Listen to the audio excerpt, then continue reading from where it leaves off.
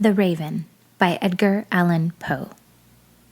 Once upon a midnight dreary, while I pondered, weak and weary, over many a quaint and curious volume of forgotten lore, while I nodded, nearly napping, suddenly there came a tapping, as of some one gently rapping at my chamber door. "'Tis some visitor," I muttered, "tapping at my chamber door. Only this, and nothing more." Ah, distinctly I remember, it was a bleak December, and each separate dying ember wrought its ghost upon the floor. Eagerly I wished the morrow. Vainly I had sought to borrow from my books surcease of sorrow, sorrow for the lost Lenore, for the rare and radiant maiden whom the angels named Lenore, nameless here or evermore. And the silken, sad, uncertain rustling of each purple curtain thrilled me, filled me with fantastic terrors never felt before, so that now, to still the beating of my heart, I stood repeating, "'Tis some visitor entreating entrance at my chamber door, some late visitor entreating entrance at my chamber door. This it is, and nothing more." Presently my soul grew stronger, hesitating then no longer. "Sir," said I, "or madam, truly your forgiveness I implore, but the fact is I was napping, and so gently you came rapping, and so faintly you came tapping at my chamber door, that I scarce was sure I heard you. Here I opened wide the door. Darkness there, and nothing more." Deep into that darkness peering, long I stood there wondering, fearing, doubting, dreaming dreams no mortal ever dared to dream before. But the silence was unbroken, and the stillness gave no token, and the only word there spoken was the whispered word, "Lenore?" This I whispered, and an echo murmured back the word, "Lenore." Merely this, and nothing more. Back into the chamber turning, all my soul within me burning.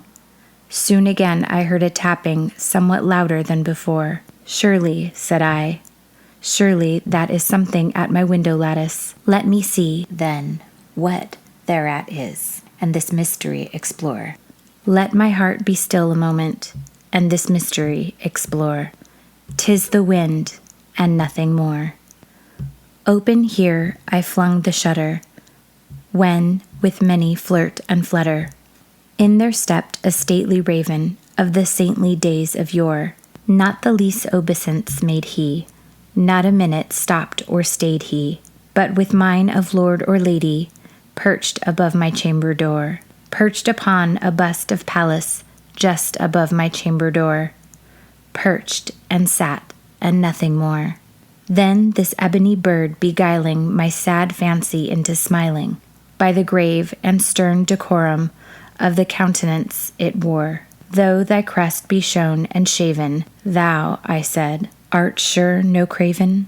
Ghastly grim and ancient raven, wandering from the nightly shore. Tell me what thy lordly name is on the night's Plutonian shore." Quoth the raven, "Nevermore." Much I marveled, this ungaling fowl, to hear discourse so plainly, though its answer little meaning, little relevancy bore, for we cannot help agreeing that no living human being ever yet was blessed with seeing bird above his chamber door, bird or beast upon the sculptured bust above his chamber door, with such a name as Nevermore.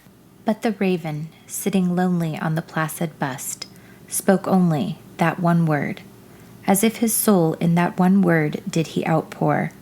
Nothing farther than he uttered, not a feather than he fluttered, till I scarcely more than muttered, "Other friends have flown before.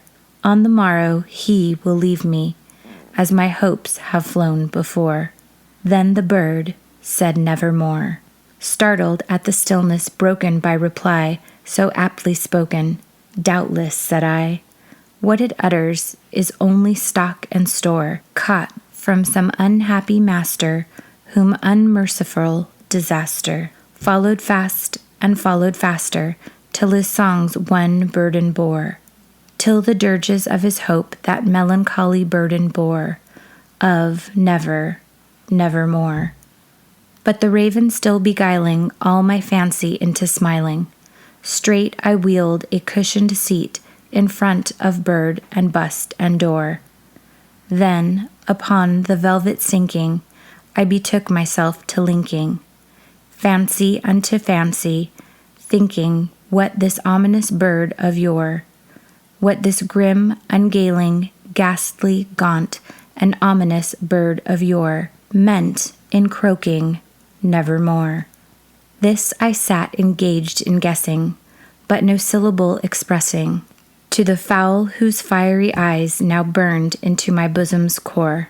This and more I sat divining, with my head at ease reclining on the cushion's velvet lining that the lamplight gloated o'er, but whose velvet violet lining with the lamplight gloating o'er she shall press, ah, nevermore. Then bethought the air grew denser, perfumed from an unseen censer, swung by seraphim whose footfalls tinkled on the tufted floor. Wretch, I cried, thy God hath lent thee, by these angels he hath sent thee, respite, respite, and nepenthe from thy memories of Lenore. Quaff, O quaff this kind nepenthe, and forgot this lost Lenore. Quoth the raven, nevermore. Prophet, said I, thing of evil, prophet still if bird or devil, whether tempter sent, or whether tempest tossed thee here ashore, desolate yet all undaunted on this desert land enchanted, on this home by horror haunted, tell me truly, I implore. Is there balm in Gilead? Tell me, I implore. Quoth the raven, nevermore. Prophet, said I, thing of evil, prophet still if bird or devil, by that heaven that bends above us, by that God we both adore, tell his soul with sorrow laden, if within the distant Aden it shall clasp a sainted maiden whom the angels name Lenore. Clasp a rare and radiant maiden whom the angels name Lenore. Quoth the raven, nevermore. Be that word our sign of parting, bird or fiend, I shrieked upstarting. Get thee back into the tempest and the night's Plutonian shore. Leave no black plume as a token of that lie thy soul hath spoken. Leave my loneliness unbroken. Quit the bust above my door. Take thy beak from out my heart, and take thy form from off my door. Quoth the raven, nevermore. And the raven, never flitting, still is sitting, on the placid bust of Pallas just above my chamber door, and his eyes have all the seeming of a demon's that is dreaming, and the lamplight o'er him streaming throws his shadow on the floor, and my soul from out that shadow that lies floating on the floor shall be lifted nevermore.